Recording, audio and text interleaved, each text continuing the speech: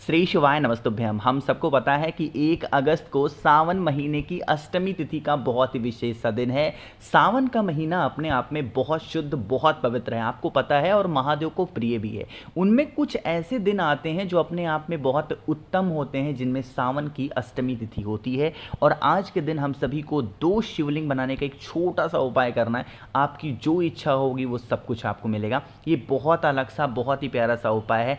हमेशा इस उपाय को नहीं करते हैं, सावन के विशेष दिनों में ही इस उपाय को किया जाता है, ठीक है ना। चलो समझने की कोशिश करते हैं। सबसे पहले स्क्रीन पे आप लोग को एक महादेव का शिवलिंग दिखाई दे रहा है, जिसे हम मिट्टी का शिवलिंग या फिर आप इसे पार्थिव शिवलिंग का नाम भी दे सकते हैं। लेकिन पार्थिव शिवलिंग का निर्माण अभी आपने हाल ही में पूज्य गुरु जी के द्वारा जो ऑनलाइन कथा हुई, ऑनलाइन पूजन हुई थी 23 तारीख को, उसमें किया। तो हमने उसमें पूरा विस्तार से पूरी जलाधारी बनाई, पूरी अच्छे से बेलपत्र को रखा, है ना, सब कुछ बनाया। बट आज के इस उपाय में आपको इतना सब कुछ नहीं बनाना है। सिर्फ महादेव की जो पिंडी आपको नहीं दिखा दे रही ऊपर की, बस इतनी ही पिंडी बनानी है। लेकिन एक नहीं बनानी है। कितनी बनाओगे? 2 बनाएंगे। एक थोड़ी सी दूरी पे बनाना और थोड़ा सा गैप दोनों के बीच में होगा, और दूसरी आप इस प्रकार से बनाओगे, ठीक है ना। बनाना आपको किसी थाली में, किसी प्लेट में नहीं है। कहाँ पे बनाओगे? या किसी स्पेशल टाइप की मिट्टी नहीं खोजनी है। आप लोगों के घरों में चाहे वो कोई सा भी गमला हो, कोई भी गमला हो ना, उस गमले में आपको जाना है, गमले के पास में, और उसी की मिट्टी से ऐसे 2 पार्थिव शिवलिंग का जो पिंडी होती है ना, सिर्फ वो आपको ऐसे बना देना है।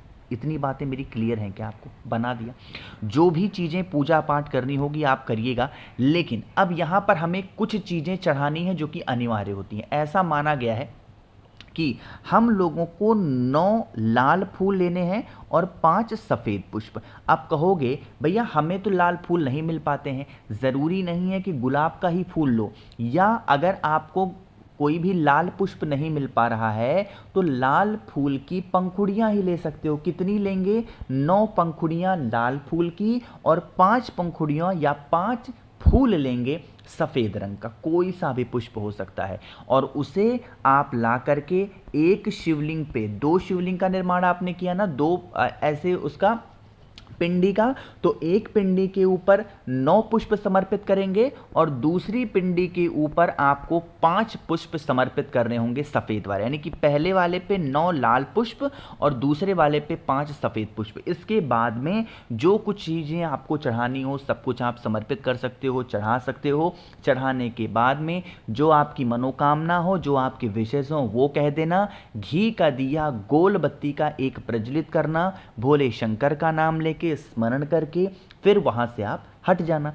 10 से 15 मिनट के बाद में, या 20 मिनट या आधे घंटे के बाद आप आओगे, तो जो दीपक आपने जलाया था ना वहां पे पिंडी के पास में, वो दीपक बुझ चुका होगा, है ना। तो जब वो दीपक ठंडा हो जाए, आपको उसी गमले में इन पुष्पों के साथ में ही ये जो आपने बनाया था पिंडी, इनका विसर्जन भी वहीं पे कर देना है। करके देखिए, सावन महीने की अष्टमी तिथि का ये उपाय अगर मनोकामना पूर्ति के लिए आपने कर लिया, तो आपको कभी भी जीवन में इधर उधर किसी के सामने हाथ नहीं फैलाना है, कभी किसी की तरफ देखना नहीं है। महादेव आपकी वो सारी विशेष पूरी करेंगे, ठीक है ना।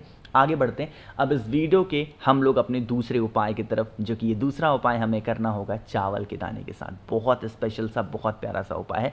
ये उपाय हम लोग स्पेशली करेंगे अपनी किसी भी प्रकार की इच्छा के लिए। देखो, वैसे उपाय मैंने आप लोग को एक बार नहीं कई बार बताया है, बट जब भी ऐसा कोई स्पेशल डे आता है, इस उपाय के बारे में या फिर ऐसे जो भी उपाय होते हैं, मैं आप लोग को याद ज़रूर दिलाता हूँ, ठीक है ना। चलो समझने की कोशिश करते हैं कि एक्चुअली ये उपाय हमें करना कैसे है। स्क्रीन पे आप लोग को चावल के दाने दिख रहे हैं? बताओ भाई, दिख रहे हैं ना। तो आप लोग को चावल का एक दाना लेना है जो कहीं से खंडित ना हो। दूसरे नंबर पे जो हमें चीज़ें लेनी है वो होगी काली मिर्च। वो भी कितने लोगे? मात्र 1 काली मिर्च आपको लेनी है, ठीक है ना।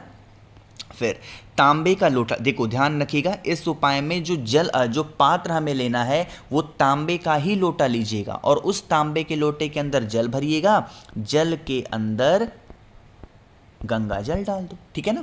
और जो अभी भी दो चीज़ें मैंने दिखाई, क्या क्या, एक चावल का दाना और एक काली मिर्च, उसे कलश के अंदर डाल दो।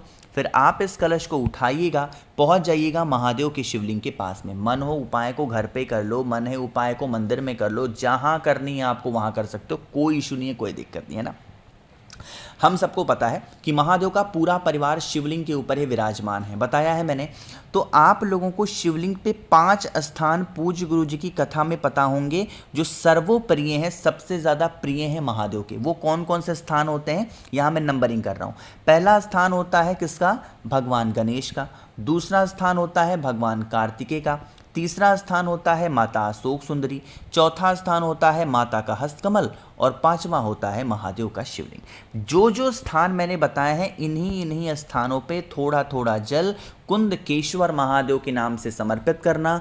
अपनी जो भी मनोकामना होगी, जो भी विशेष होंगी, उन विशेष के लिए आप विनती और प्रार्थना कर सकते हो। करके देखिए इस उपाय को, आपको बहुत अच्छा लगेगा और आपकी जो भी विशेष होंगी वो सारी पूरी ज़रूर हो जाएंगी। आगे बढ़ते हैं इस वीडियो के हम लोग अपने तीसरे उपाय की तरफ, जो कि मात्र करना है एक छोटी सी कटोरी या एक छोटे से दिए के साथ में। क्या बेनिफिट है, कैसे करना है, सब कुछ बताऊंगा।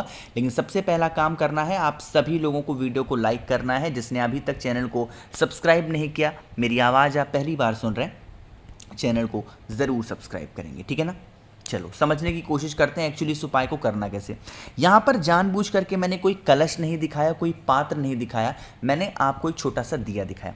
ज़रूरी नहीं है कि दिया ही लेना है, आपके घर के अंदर कोई सा भी पात्र हो ना, बस वो तांबे का लोटा नहीं होना चाहिए, तांबे का पात्र नहीं होना चाहिए, बाकी कुछ भी ले सकते हो ना।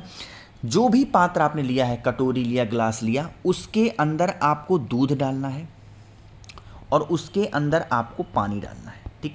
यानी कि आधा दूध भर देना है और आधा पानी भरना, ठीक है ना। फिर आप लोग को ज़रूरत पड़ने वाली है इस प्रकार से, किसकी बताओ जल्दी से, काले तिल की ज़रूरत पड़ने वाली है। अब बातें करते हैं इस उपाय के बेनिफिट क्या हैं।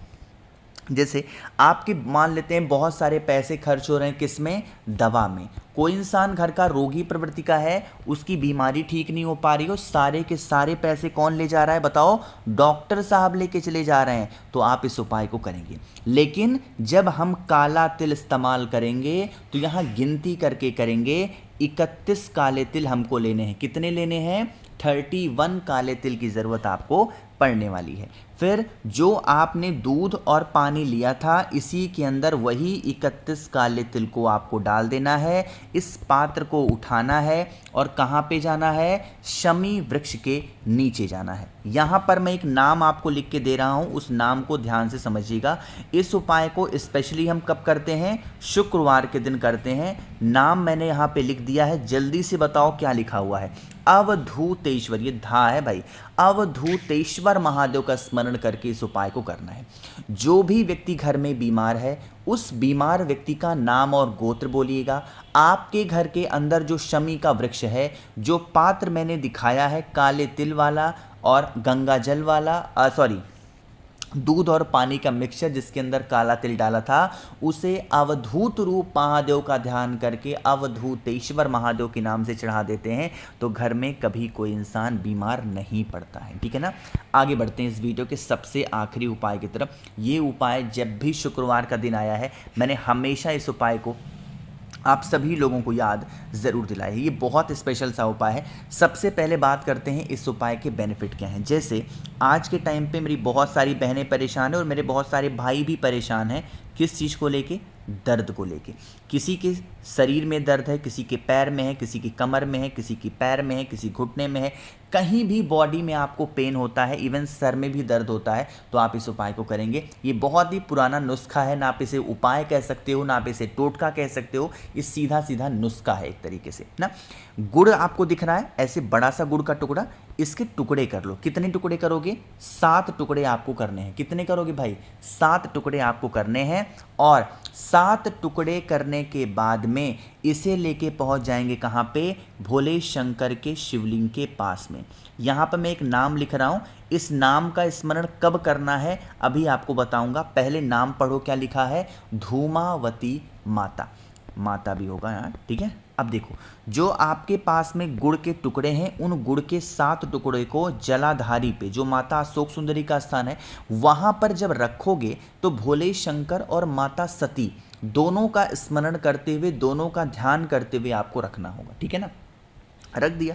रखने के बाद में आपको यह जो 7 गुड़ के टुकड़े रखे हैं, इन्हें औषधि मांग के उठाइए। क्या करना है? औषधि मांग के उठाना। इसे लेके आप अपने घर पे जाना और डेली सुबह एक एक गुड़ के टुकड़े को चबा चबा के खाना है। धूमावती माता का स्मरण करना है। खाना कब है सुनिएगा, ऐसा नहीं है कि खाना वाना खा लिया, चाय वगैरह पी लिया, कॉफ़ी पी लिया, देन आप खा रहे हो, नहीं। जैसे ही सुबह सो करके उठोगे, जिसको बोलते हैं ना बासी मुंह, यही तो बोला जाता है जब आदमी ब्रश नहीं किया होता है, जैसे ही आप उठो, सबसे पहला काम है एक गुड़ के टुकड़े को उठाओ, चबा चबा के खाओ, धूमावती माता का स्मरण करते हो। उसके बाद आप फ्रेश वगैरह हो, ब्रश वगैरह करो, कोई दिक्कत नहीं है, लेकिन पहले आपको खाना है। आप करके देखिए, आपके शरीर के जो दर्द होंगे ना, वो कहाँ गायब हो जाएंगे, आपको पता भी नहीं चलेगा। अगर आप लोगों के आंखें वीक हैं, चश्मे वगैरह लगाते हो या फिर आंखों के नीचे काले घेरे पड़ रहे ना, जब सुबह सो करके उठो, बिना कुल्ला किए, बिना ब्रश किए, अगर अपने मुंह की लार को, क्या बोलते हैं, लार ही तो बोलते हैं, जो खाना पचाता है, उस लार को अगर अपने आंखों के नीचे आप लगा लेते हो ना, तो काले धब्बे भी मिट जाते हैं और आंखों की रोशनी भी तेज होती है। बहुत पुराना नुस्खा है, ठीक है ना, करके जरूर देखिएगा। बाकी मैंने कोशिश की है आप सभी को सब कुछ अच्छा बताने की। वीडियो पसंद आई हो तो लाइक करिएगा, कुछ पूछना है नीचे कमेंट सेक्शन में पूछें, और मेरे जितने भी भाई बहन आवाज़ आज मेरी पहली बार सुन रहे हैं, चैनल को ज़रूर सब्सक्राइब करेंगे। श्री शिवाय।